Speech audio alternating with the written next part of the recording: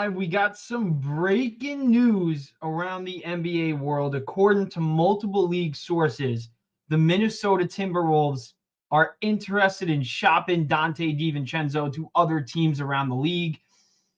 And it has a lot of fans like myself screaming at Leon Rose to make it happen. They should undoubtedly bring back Donte DiVincenzo if they can. If they have the draft assets, which they traded a lot of picks this year to acquire McCall Bridges. They gave up 5. They included a first-round draft pick. I believe it was Detroit's pick that we traded to get Karl Anthony Towns, or it might have been Washington's actually. But the Knicks, it leaves them with a few first-round picks after those trades, and I don't think it's going to take necessarily a first-round pick to acquire a player like Donte DiVincenzo. But whatever they can do to get him, they should undoubtedly do. I don't think we should include Miles McBride. I don't think we should include a first-round draft pick. But they have assets that they can trade, and if Leon Rose can make it happen, he undoubtedly should. And now let's go over DiVincenzo this year because he isn't having a phenomenal year like he did last year. He's actually kind of struggling from behind the three-point line. He's frustrated that he's not in the starting lineup. He thought he was going to start for the Timberwolves. He hasn't started a single game out of the 15 he's played. Right now, he's averaging 25.9 minutes per game, 9.5 points per game, 3.3 assists per game, 3.1 rebounds per game. He's only shooting 35% from the field overall and 33% from three with a 79% free throw percentage. When you look at his game log, he went over double figures quite a bit this season off the bench. Most recently, just last night against Toronto, he went 11, 2 and 4, 4 of 12 from the field, 3 of 9 from three.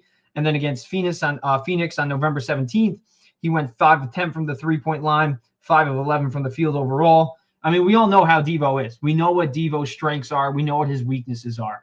But with the Knicks, for some reason, he played out of his freaking mind. He had a career year with the Knicks. So the Knicks do look very smart for trading him.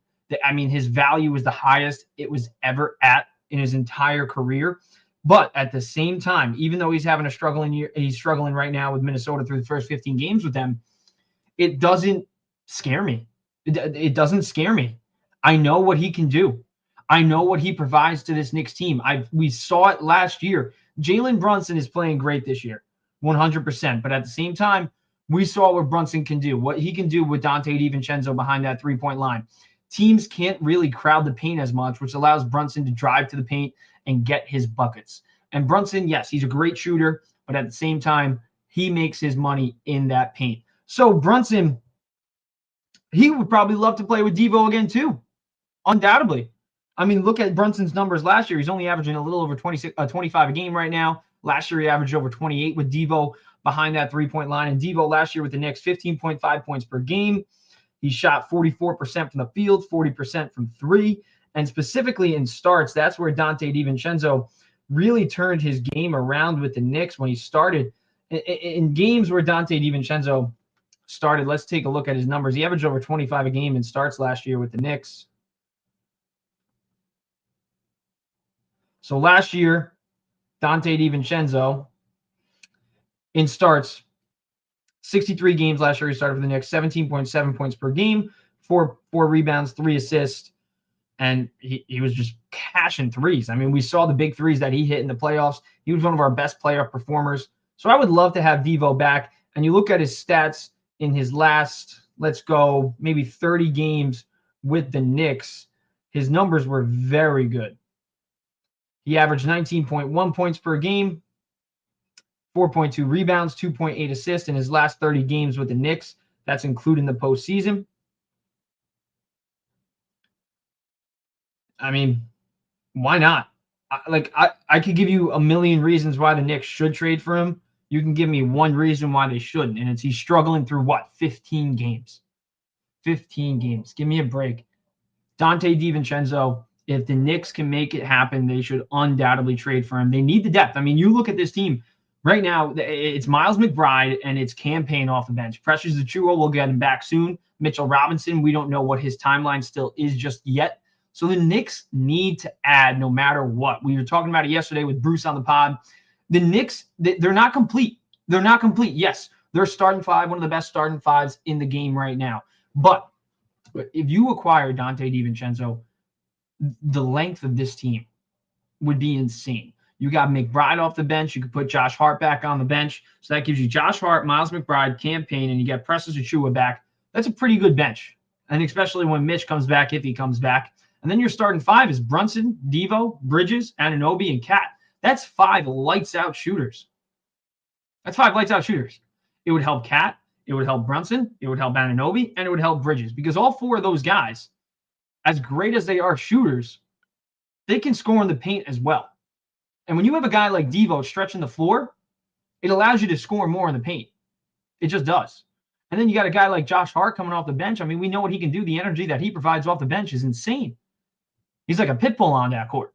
So I would love for the Knicks to make that trade. I think they should. If they can make it happen, they definitely should. Leon Rose needs to make this trade happen if he can. Bring back Devo to the Knicks. Let me know in the comments what you guys think. So let's hit the comments right now. We got a few. The Big Ragu. I don't think it's going to be a trade that hurts because you look at the Knicks. I don't think it's going to be too much to get Devo. I really don't. And the Knicks right now in 2025, we gave up the pick. We gave up that first-round pick that was top 10 protected for Washington. So it's really not that big of a deal that we gave up that pick in the Karl-Anthony Towns trade. We gave up 5 picks for McCall Bridges. So that leaves us with this right now. It leaves us with a first-round pick of Detroit, top 13 protected. Second-round pick that we got from Brooklyn. Second-round pick that we have from Detroit, top 55 protected. In 2026, we have another first-round pick that's our own. We got a second-round pick from Minnesota, the trade we got from Cat, and then a second-round pick from Brooklyn. In 2027, we only have 1 pick, just a second-round pick. So I have a hard I don't really think the Knicks are going to trade that 2027 pick, considering it's the only one they got. 2028, we have a first-round pick, but Brooklyn owns the rights to a swap. Second-round pick from Indiana or Phoenix in 2028, depending on, which one's better.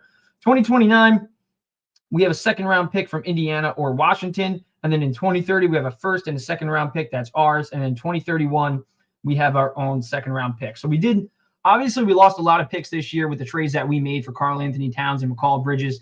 And I don't want to say that those trades were bad. Did we give up a lot for McCall Bridges? Yes. Is McCall Bridges playing out of his mind right now? No. But we also got to factor in this. I thought Nick Central, Alex from Nick Central on X, he brought up a very good point just a few weeks ago. McCall Bridges was only averaging a little over 19 points per game as the main option on Brooklyn. He's not a lights-out scorer like Karl-Anthony Towns, like Jalen Brunson. Can he put the ball in the basket efficiently? Yes. But right now, what he's doing, I mean, you look at his numbers, I'm not shocked. I think he's not even playing the best he is right now, which is obvious. So it's going to get better. Through 15 games so far, he's averaging 16.3 points per game on 49% shooting, which is not that bad. It's actually really good. 32% from 3. So once that number rises up, which it should, I think this Bridges trade will actually make a lot more sense. I mean, last year he shot 37% from 3. Year before that, he shot 38% with Brooklyn. And then when he was with Phoenix in that first half of the season, he shot 39% from 3. In 2021 through the 2022 season with Phoenix, he shot 37% from 3. 2020 through 2021, he shot 43% from 3. 2019 through 2020, he shot 36% from 3. So I don't really think it's going to take too much to get Devo, even though we gave up a lot for Bridges and we gave up a lot for Cat. I don't think it's going to take a lot to get Devo. Who would I give up for Devo? Tekla Rory, William Frankson ask. Here's what I would give up for Devo. I'd give up probably, I would say maybe Precious Achiuwa, maybe Mitchell Robinson. I mean, Mitch is a guy that's been rumored to get traded from the Knicks. He's the longest tenured Knick right now. I mean, realistically, I've talked about it a lot. I don't want Jericho Sims as my backup center all year long. I would love for Mitch to be our backup center. I think Mitch would provide a lot for this Knicks team if he comes back, when he comes back. But at the same time, I think Devo could elevate everybody in that starting lineup. He would elevate. He just would. I talked about it before.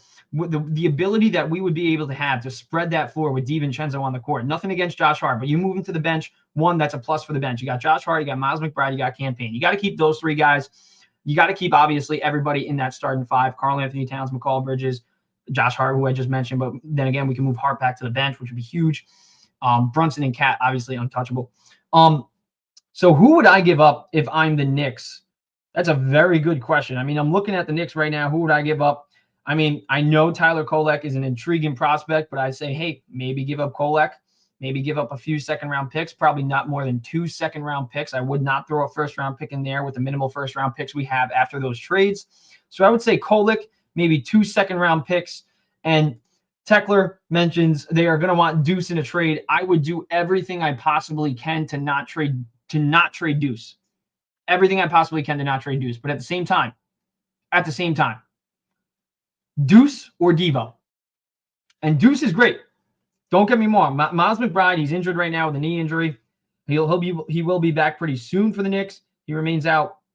He was out on Wednesday. He was out on Monday, but he probably should be back relatively soon. But this year, in 26.4 minutes per game, Miles McBride is averaging 10.7 points per game. He's shooting 38% from three, 44% from the field.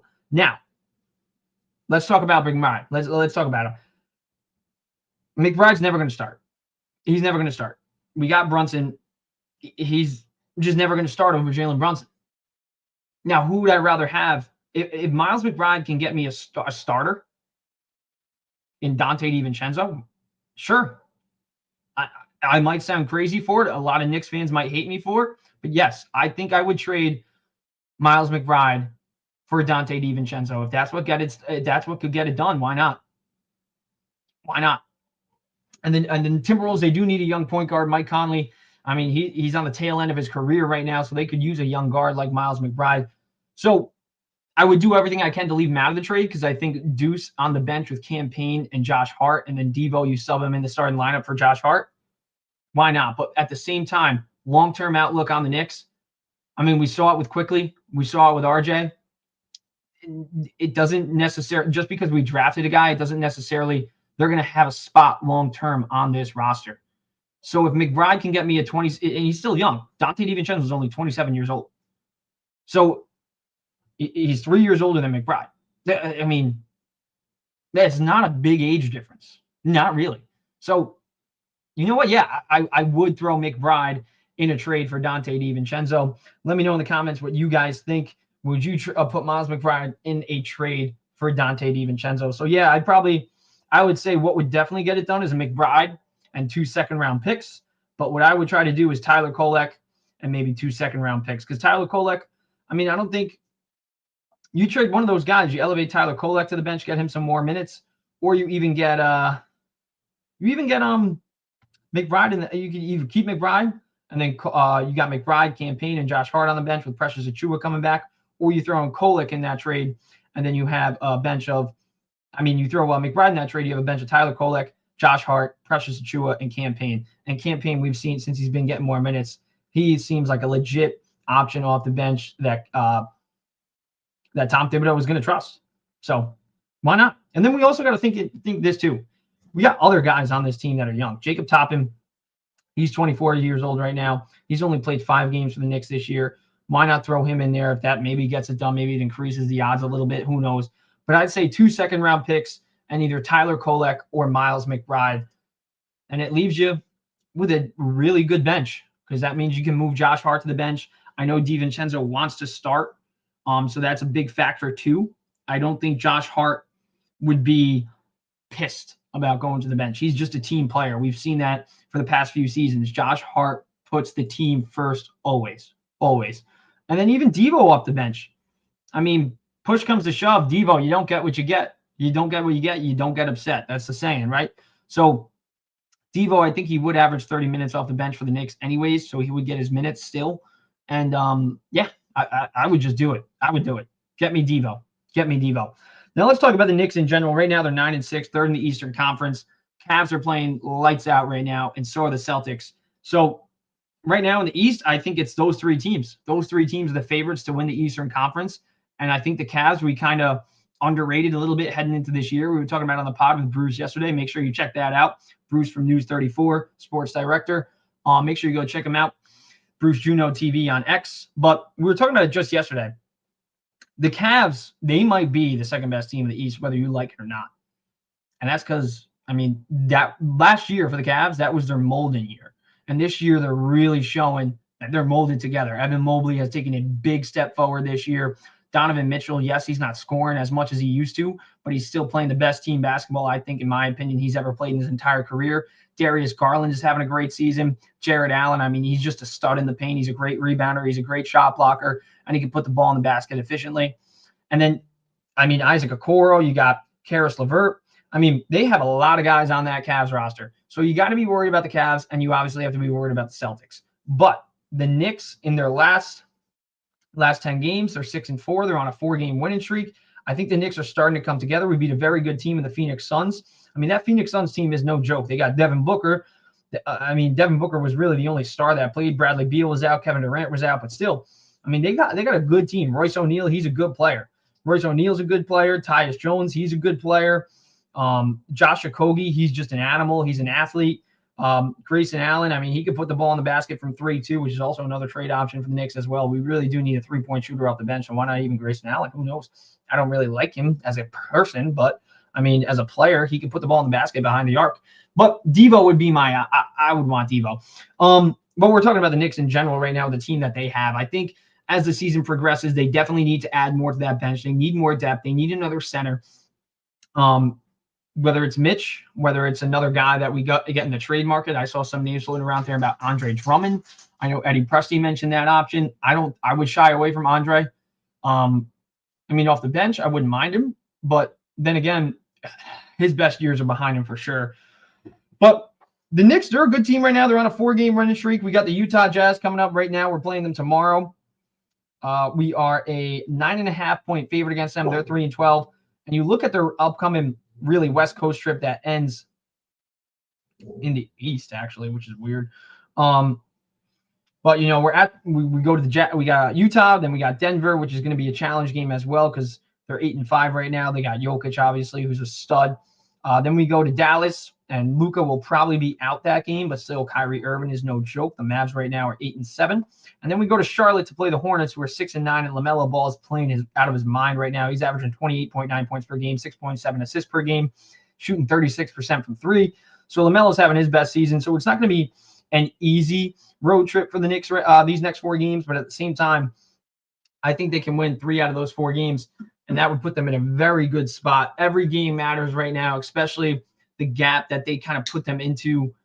They put themselves into with their struggling start to the year, and the Cavs with their 17-0 start. The Celtics are obviously the top team in the East right now, but I mean, the Knicks, I like the way they look.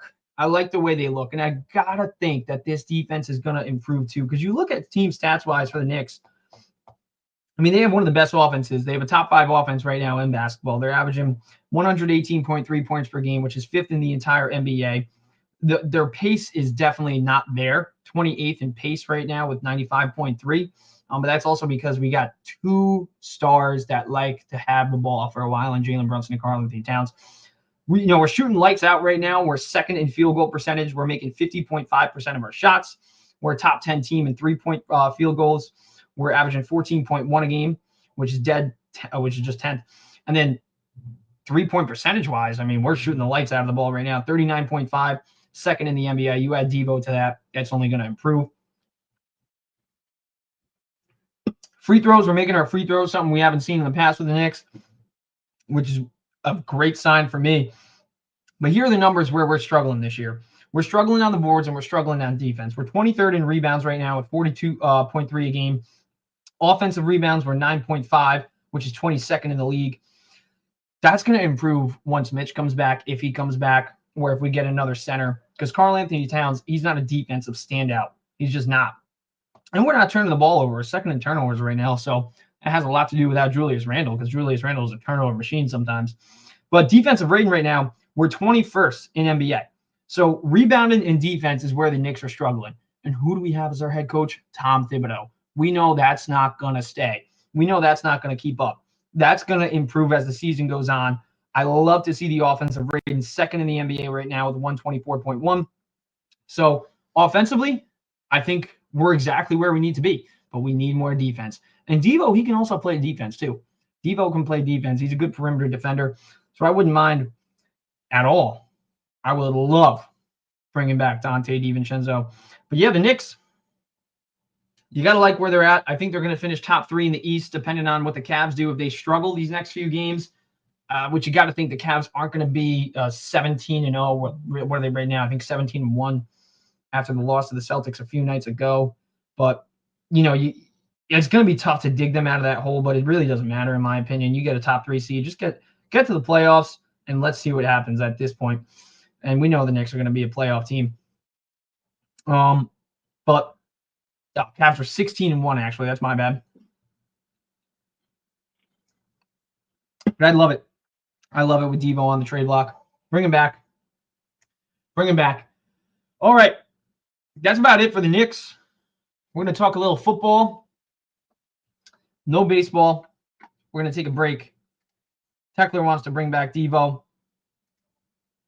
I like all the rookies, though. They could be potential trade and pick assets. Yeah, but, Devo, I think, nobody wanted him to be in that trade. Nobody. The Knicks didn't even want to put Devo in that trade. It was the Timberwolves that said, we want Devo. Randall's not enough. We want Devo. So we had to throw Devo in that trade. So, and like I said before, you have Brunson, who makes his money in the paint. Yes, he's a great shooter. Same thing with Karl Anthony Towns. But Devo would spread the floor for the Knicks so much better. It would allow Josh Hart to go to the bench. There's so many pluses that the Knicks could get with Donte DiVincenzo. And to end it on this, I would include Miles McBride or Tyler Kolek, and then I'd do 2 second-round picks. And I think that could actually get the job done for a Donte DiVincenzo trade and bring him back home. Because we saw him. We saw it. It's simple. It's like the Juan Soto analogy with the Yankees. It's like, yes, who needs Juan Soto more than any other team in baseball? It's the Yankees. Why? Because we saw it. We saw what he provides for the Yankees. Same thing with Donte DiVincenzo. Who needs or who is the best fit for DiVincenzo right now out of any other team in this league? It's the Knicks. Why? Because we saw it last year. He had a career year. He plays great with Josh Hart and Jalen Brunson because of his college days in Villanova. And now with Bridges back, we could really complete this Villanova 4. So do what you got to do to bring back Donte DiVincenzo. If you got to throw McBride in there, who cares? I really don't. Elevate Tyler Kolek to get some more minutes off the bench. You get Josh Hart on the bench. You have a starting 5 of Brunson, Devo, Bridges, Anunoby, and Cat. That's a lethal starting 5. Bring back Devo. Do it. All right, we're going to talk a little football because Rex Ryan, he was talking big yesterday. Me and Bruce were talking a little bit about it on the pod yesterday. And, a lot of fans in the Jet world, they're not too high on Rex Ryan. I feel like it's 50-50 right now. Some want him. Some don't. And Rex, he took this team to back-to-back AFC championship teams. And with the way he's talking about this Jets team, it seems like he wants to coach this team to the playoffs. He doesn't want to rebuild. He doesn't. And quite frankly, I don't want to rebuild either. I don't. And I'm not saying third time's a charm, bring back Aaron Rodgers. I think there's other QB options that we could look at, like Sam Darnold. Daniel Jones, he just got released. I'm not saying bring in Daniel Jones to be your starting franchise quarterback, but I'm looking at bridge options right now. Bridge options that could win now, but also not kind of handicap us in the future. So I would look at Sam Darnold. I would look at Daniel Jones. I would look at Tyrod Taylor. I mentioned it yesterday. I would look at Mike White. And then Ryan Tannehill, he's also going to be a free agent at the end of the year. So the Jets do have options QB-wise, but head coach-wise, I would say Rex Ryan, Mike Vrabel, Bill Belichick is not coming to the Jets. So in my opinion, I think it's Rex, Mike Vrabel, and another guy I do like, former Miami Dolphins head coach. Why am I not thinking of his name? Oh, why am I not thinking of the former Miami? I was just about to bring him up. Brian Flores, that's what it is. Brian Flores, I think, could be another option. He's defensive coordinator right now with the Minnesota Vikings. Granted, obviously locker room issues and with the Miami Dolphins, he was mean to Tua. Big whoop. As a head coach in the NFL, you don't need to be a nice guy. I would love Brian Flores as the head coach of the Jets. I think he would provide that energy, that youthful energy. He's young. He's only 43 years old. He can coach his team for a while if he has success. I think he deserves to be a head coach. So Give me Brian Flores. Give me Rex Ryan. Give me Mike Vrabel. I think those are my top 3 head coach options. And then obviously the Lions offensive coordinator. I mean, he didn't want to leave the Lions last year, but Ben Johnson is a great offensive mind. I think he's the best offensive mind in football right now. We're seeing what he can do, resurrecting a career of Jared Goff. So, if you bring in I think Sam Darnold is my number 1 option. And it might sound crazy. It might be a hot take. But I even said it last year when Aaron Rodgers got hurt. I mean, Joe Douglas kind of did it to himself, not bringing in a backup quarterback. Could have been Rodgers saying, I don't want like a Joe Flacco or a Mike White. Yeah, for sure. Because that means that, they sub in and they win some games and then he comes back at the end of the year with that torn Achilles. Why not keep one of those guys in and we're winning games? But then again, that's in the past. I was really pushing for the Jets to make a trade for Sam Darnold last year because I thought that would have made sense. I feel like he could have took that team to the playoffs. And, we got Davante Adams under contract next year. So if you have Sam Darnold with an offense of Davante Adams, Garrett Wilson, Breece Hall, you revamp the offensive line a little bit. Really, it's just Joe Tippmann that I'd want to keep, and that's about it. Tyron Smith, get him out of here. He's sucked this year. He's washed up. He's at the tail end of his career. So I think this is his last year in the league. So I don't think we're going to have a terrible left tackle that we do next year. And then Olu Fashanu, I like him as well. I think he's a great offensive lineman too. So we got a left tackle for next year and we got a center for next year. So we got to fill guards and we got to get a right tackle. And then I would say get Sam Darnold. Get Sam Darnold with Breece Hall. Get Sam Darnold with Davante and Garrett Wilson. And then even Xavier Gibson, he's not too shabby either. He ain't too shabby either. So the Jets, bring back Sam Darnold. Give me Rex Ryan. Give me Brian Flores or give me Mike Vrabel. That would be my options for the Jets. But Sam Darnold, I'm very high on. He's having a great year with Minnesota. I don't think Minnesota is going to bring him back. They drafted J.J. McCarthy in the first round not to sit on the bench for 2 straight years. They're going to eventually want to see what they got in J.J. McCarthy. And Darnold, I think, kind of like, we see it all the time. You maximize, you get the best out of a guy, and then sometimes that's it. That's it. I mean, we just saw it with the Knicks with DiVincenzo. They got the best out of him, and they traded him. But then again, I do want Devo back because I saw what he can do with this team. But Darnold, I think he is a starting quarterback. I don't think he's a backup quarterback anymore. I think he's good enough. He's still young, too. I'm not saying he's going to be the franchise guy if he comes to the Jets, which would be crazy if he does become the franchise guy. But he's only 27 years old. This year with the Vikings, he's got them at an 8-2 record, 19 passing touchdowns, only 10 interceptions. He's averaging 238.7 yards per game. Yeah. I mean, this podcast is about bringing old New Yorkers back. Rex Ryan, Devo, Sam Darnold. Give me all of them. Give me all of them. Bring back the crew, man. But Darnold, I mean, we're seeing it. You get him a wide receiver like Justin Jefferson, and he's going to ball out. He's going to ball out. And now you have Garrett Wilson, you have Davante Adams, you have Breece Hall. When Sam Darnold has weapons, he can be a starting quarterback. And we have weapons. Why not? And he can move around in the pocket, something Aaron Rodgers can't do anymore in his career. And, I mean, Darnold's just having a career year. I mean, you look at it, it's probably the first time he's ever going to play 16 games in a season. When he was with the Jets, he wasn't even that bad. Like, I know he was definitely seeing ghosts and stuff like that, but I mean, 2018 through 2019, that year, 17 passing touchdowns, 15 interceptions his rookie year, 19 touchdowns in 2019 through 2020, 13 interceptions, and then obviously a terrible year in 2020 through 2021. But at the same time, we had nobody for Sam Darnold. We didn't build anybody. We didn't build a team around Sam Darnold. We just didn't.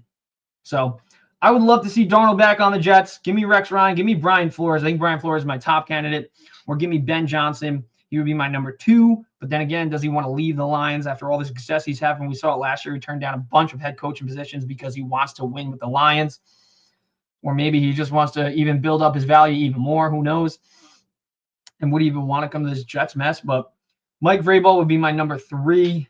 And then I'd say Rex is my number 4. Rex would definitely be my last option, but I still want to put him on the table because I like the things that he's saying about the Jets, how he doesn't want to rebuild, how he wants to revamp this team and make the playoffs next year.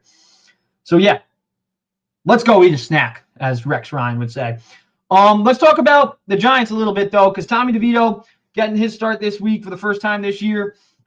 And say what you want about Tommy DeVito, but I think he was out of the 25 undrafted rookies that have ever played in multiple games, he's the only three of them have ever won 3 games in their rookie season as an undrafted QB. And Tommy DeVito is one of them. Now, I'm not saying Tommy DeVito is going to be Kurt Warner. I'm not saying Tommy DeVito is going to be Tom Brady or Brock Purdy, even though those guys were drafted. But, we see it. Sometimes QBs fall in the late rounds. Sometimes QBs don't get drafted and they actually become franchise guys. Now, I'm not saying Tommy DeVito is going to be a franchise guy. But what Tommy DeVito can show Giants fans is, hey, can he be a bridge quarterback? Can he be a guy that maybe starts a few games next year and then you elevate that rookie? Because the Giants are going to draft a quarterback, no doubt about it, especially if Brian Daboll and Joe Schoen are still with the roster. Still on the team. They're going to draft a quarterback. They're going to get their guy. But DeVito has an opportunity to, one, save Daboll. Because we talked about it yesterday with Bruce. If DeVito fails, I think Daboll and Schoen, they could be out. I think they could be out. But then again, if Daboll gets the most out of Tommy DeVito, even if they don't win, if Tommy DeVito plays good, Brian Daboll is coming back. No doubt about it. So DeVito is going to make or break Brian Daboll. You can check it out on the YouTube video. We talked about it in depth with Bruce yesterday. But DeVito has an opportunity to make or break Brian Daboll's tenure with the Giants. And he also has an opportunity to prove that he should be on an NFL roster, that he should be a backup quarterback, or he could be a bridge quarterback, or maybe even starting QB. Let's see what he can do. He threw an interception in relief when he came in last year. No, he threw 2 interceptions in relief. His first start, he threw an interception. And then after that, he didn't throw a single interception the rest of the year. He had 8 passing touchdowns to only 3 interceptions, 2 rushing touchdowns. So 10 touchdowns to 3 interceptions. That's pretty good. And then he went 3-3 with the Giants. He won 3 games in 6 starts. Daniel Jones won 2 games in 10 starts this year. So, I'm not saying DeVito is undoubtedly better than Jones, but you know what? There's a lot of factors. Like, Jones is definitely smarter. Jones is definitely, more reliable. But at the same time, DeVito's not scared. We see it all the time with Daniel Jones. When he drops back in the pocket, sometimes he looks scared. He looks legit scared, and you can't blame him. He gets sacked out of his mind. But Tom DeVito, he's not scared in that pocket. He isn't. He's not afraid to run out of the pocket and make a play either. We saw him make plays last year too. So I do like the player that Tommy DeVito is. I don't care. Obviously a lot of Giants fans are pointing to, he's Italian, the Italian sensation. They love when he does the whatever it's called. But, and obviously, just being undrafted, growing up in the area, being a Bosco guy, you got a lot of you just got a lot of emotional ties to a guy like Tommy DeVito. But you got to talk about the player. And he's not a bad player. He's not. Whether you like it or not. You're not a bad player if you have 10 touchdowns in the NFL and only 3 interceptions. You're not a bad player if you go 3-3 in your first 6 starts as an undrafted quarterback in your rookie year. You're not. I'm sorry. Tommy DeVito isn't a scrub. Is he a franchise guy? No, but he's not a scrub. He's not a scrub. So he's going to make or break Daboll's tenure with the Giants for sure. But let's see what he can do. Let's see what he can do with this Giants team. Malik Neighbors, I believe, is going to be out. He's got a groin issue right now. He's questionable right now for Sunday. But if he plays, that'll obviously help DeVito a lot.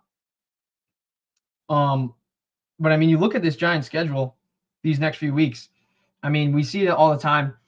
Anything can happen in the NFL. Anything. The Browns just beat the Steelers yesterday. So anything can happen. The Giants, I'm not going to say they're definitively going to lose to the Bucs. Right now, Bucs are only 6-point favorites right now. Giants are at home. And then they're going to be at Dallas playing Cooper Rush and the Cowboys, who have been struggling as of late. 3-7 this year. They're on a 5-game losing streak. And then they got the Saints. The Saints, they're 4-7 right now. So that's another winnable game, I think, for DeVito and the Giants. Ravens are not going to beat them. 7-4. Lamar Jackson looking for his 2nd consecutive MVP and his 3rd MVP, which is insane. Lamar Jackson. There's so much to talk about Lamar. I love him. Lamar, when he got drafted, everybody was like, oh, every team passed up on him. He was the last pick in that first round that year. And the Ravens, they cashed it. They saw something in Lamar, and they knew Lamar is not just a runner. Lamar is one of the best passers in the game right now. You look at his numbers. He's averaging 261.5 passing yards a game. He's got 25 touchdowns to only 3 interceptions. And then rushing-wise, right now he's got 584 rushing yards. We all know he can move around all the time. 2 rushing touchdowns. He's averaging 53.1 yards per game. So this guy's putting up over 300 yards per game. 300 yards per game. And you look at the QBs that were drafted before Lamar. Sam Darnold, one of them. Baker Mayfield, obviously first overall pick, and Baker's not playing that bad. Josh Rosen, Josh Allen. I still think Josh Allen is a better QB than, I can't even really say that Josh Allen is a better QB than Lamar, because how many MVPs does Josh Allen have? None. How many does Lamar have? 2.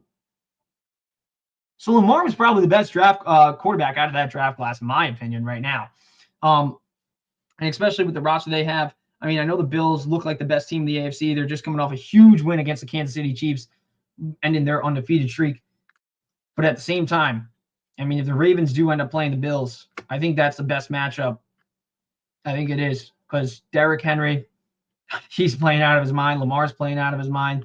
The Ravens, they're a freaking good team this year. You look at their team stats right now. I mean, defensive-wise, they got one of the best rushing defense in the league. Passing yards, they got one of the worst passing defenses in the league. Actually, they're dead last in passing yards allowed. But offensively, they're top 3 in every single category. First in total yards, third in passing yards, second in rushing yards, second in points, third in third down conversions. It's going to be hard to stop them, even with the way that the Bills defense is playing this year. Then again, Steelers, they did top them. But this is a New York sports podcast. Let's get back on the DeVito and the Giants. Who should they draft? Because, I mean, let's talk about who they should draft. I don't think Shedeur Sanders will be on the Giants. I just don't. I think it would be the best option for them, because I think he brings a lot of energy. He can put the ball down the field. I mean, Bruce was talking about it yesterday.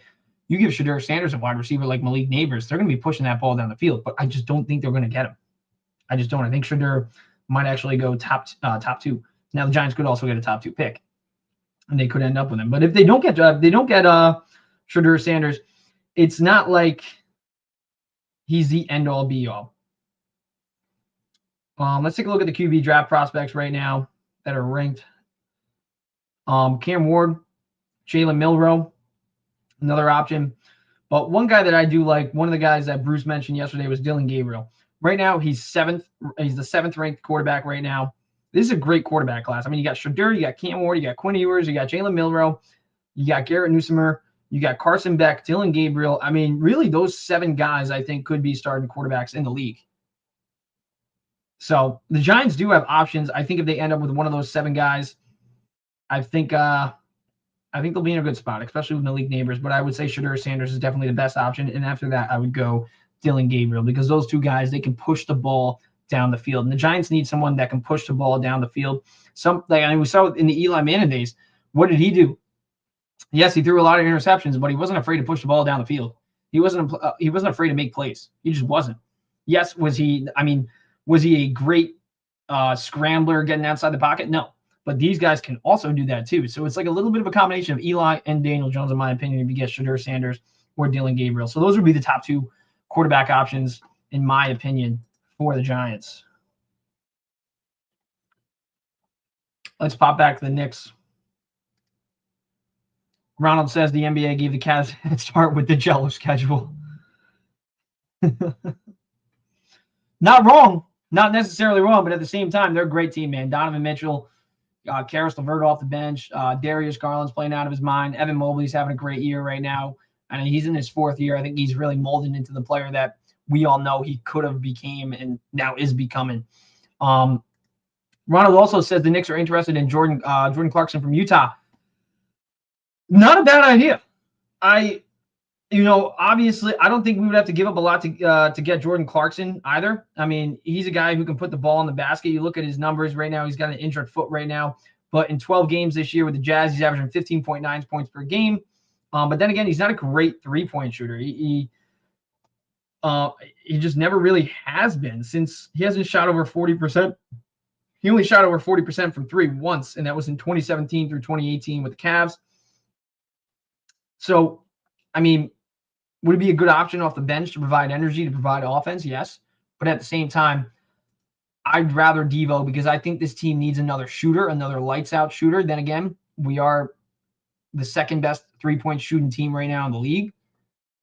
But you get Devo on this team, I mean, you got a starting lineup of Brunson, Devo, Bridges, Anunoby, and Cat and Brunson and Anunoby and Bridges, as great of shooters as they are, they can also make money in the paint.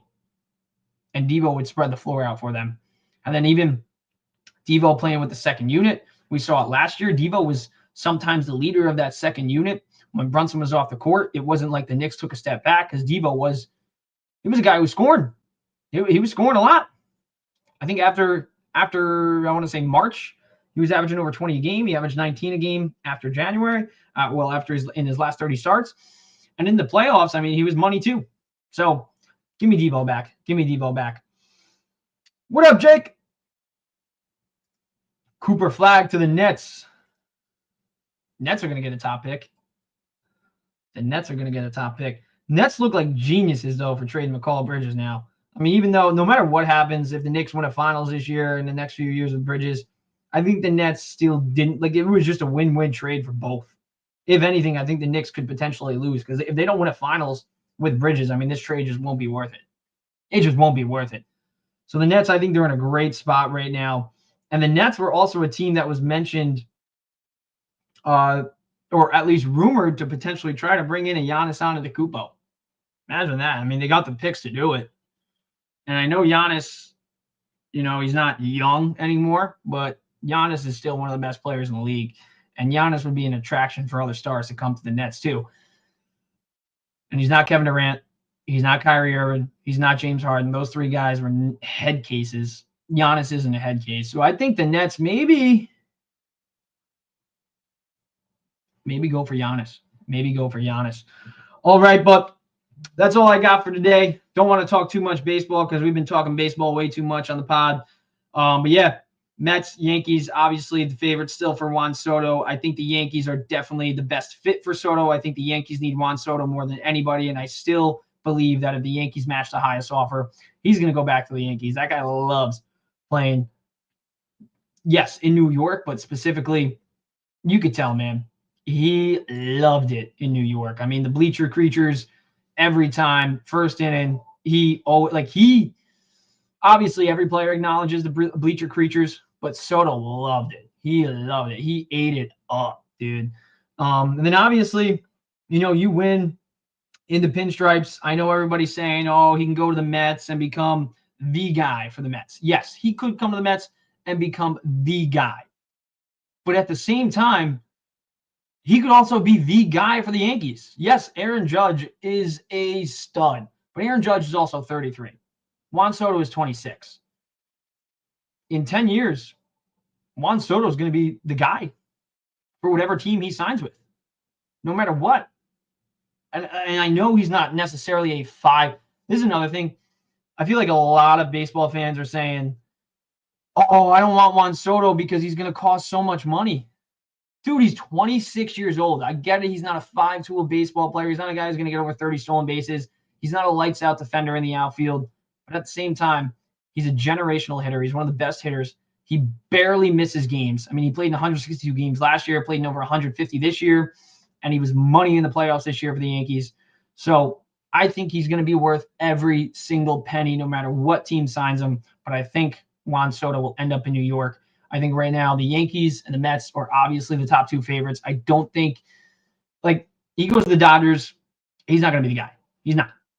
Ohtani's going to be the guy. But even with Judge, I think Soto still has an opportunity to be that guy. But yeah, we're going to talk about that more, Soto and Yankees tomorrow. Also some other pitching options for the Yankees. We talked a lot about the Mets. I mean, the Yankees too. They got kind of similar needs that the Mets do right now. They both need a bullpen. They both need starting pitching, and they both want Juan Soto. But he's not the end-all be-all. The Yankees could go out there and get Willy Adames. The Yankees could still re-sign Gleyber Torres. I don't think they want to necessarily. I think they maximized Gleyber Torres this year, and I think they got the best out of him. And I don't think Gleyber Torres will have a better year than he did last year in the entire for the rest of his career. But they still have options. I think if you get a Willy Adames, put him at third base, you got that Volpe insurance if he doesn't work out in year 3, because I think this is a prove-it year for Anthony Volpe. If Volpe continues to struggle and has another season with an under a 300 on-base percentage, I think Willy Adames is a great option, even with Soto, because you've got Adames at third. You move Jazz to his natural position at second. If Volpe does perform at short, you've got a stud infield right there. no matter who you put at first base. And then also Caleb Durbin in the AAA with the Yankees. I mean, that's a 5-tool baseball player. He's a 5-tool baseball player. So he's an intriguing prospect right now for me that I think is not being talked about too much for the Yankees. But yeah, we're going to talk a lot of Yankees on the next podcast. That's all I got for today. 7:30 on a Friday night. I got no big plans, but hopefully you guys do. I'm out of here. Thank you guys. I appreciate each and every one of you for watching, whether you're on X, Facebook, or Twitter. Spotify will be uploaded probably today within an hour. So if you want to check out the audio version or send it out, you can do that too. But yeah, that's all I got today.